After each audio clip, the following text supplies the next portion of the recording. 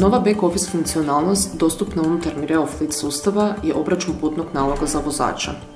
Za pristup funkcionalnosti kliknem na vozače i u izborniku odaberem željenog vozača. Odabirom pojedinačnog vozača vidljive su osnovne informacije o vozaču, zatim dodijeljena vozila za odabrani vremenski period, te eventualni prekršaji i štete vezane za vozača.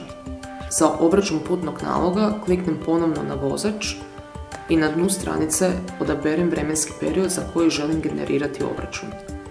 Zatim kliknem na Preuzmi i izvještaj u Excel formatu automatski se preuzima na računalo. Izvještaj Putni račun sadrži informacije o vozaču za zadani vremenski period. Evidencija putovanja sadrži detalje poput datuma, vremena i lokacije dolaska i polaska, početno i završno stanje kilometara. Obračun dnevnica sadrži informacije o dolasku i odlasku, provedenom vremenu i broju dnevnica za odabranog vozača.